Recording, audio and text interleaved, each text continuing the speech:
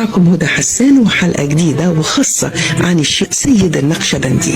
تعالوا مع بعض نتعرف ازاي تم التعاون بين الشيخ النقشبندي والملحن الكبير بليغ حمدي في الابتهال المعروف مولاي إني ببابك قد بسطت يدي. يعتبر الشيخ النقشبندي هو سيد المداحين في مصر والعالم العربي، وحالة فريدة من نوعها في الابتهالات والأغاني الصوفية. سنة 1972 في حفلة خطوبة بنت من بنات الرئيس الراحل أنور السادات حضر الشيخ سيد والملحن بليغ حمدي والأستاذ وجدي الحكيم رئيس الإذاعة وقتها. ولأن الرئيس السادات كان من محبي ومتابعي الشيخ سيد طلب منه أنه يتعاون فنيا ودينيا مع الملحن بليغ حمدي لإنتاج عمل فني ديني.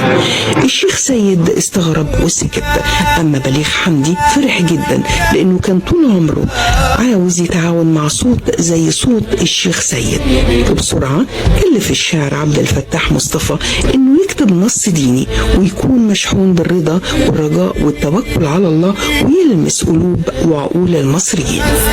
وفي خلال اسبوع اتصل رئيس الاذاعة بالشيخ سيد والملحن بليغ حمدي وطلب منهم الحضور للاذاعة، ولكنه قدم ميعاد الشيخ سيد شوية علشان يقدر يقنعه. وبمجرد ما وصل الشيخ سيد الاذاعة طلب من رئيس الاذاعة انه يعفيه من المهمة دي اللي وصفها بالمستحيلة. ولما سأله هي ليه مستحيلة قال له اولا انا راجل بغني اغاني دينية مش هتتفق مع موسيقى بليغ حمدي، كمان انا رجل صوفي ازاي هتحول من منشد لمطرب. رئيس الاذاعة اقترح عليه اقتراح واتفق اتفاق سماه اتفاق العمامة. الشيخ سيد ما فهمش، قال له يعني ايه اتفاق العمامة؟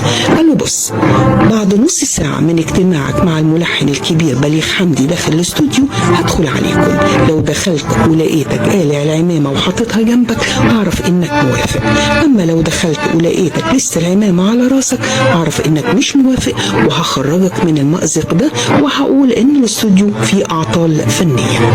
الشيخ سيد ارتاح ودخل وقعد مع الملحن بليغ حمدي، وبعد نص ساعة دخل عليهم رئيس الإذاعة لقى الشيخ سيد مندمج جدا مع بليغ حمدي والعمامة جنبه، لدرجة انه ما حسش ان رئيس الإذاعة فتح باب الاستوديو ودخل عليهم.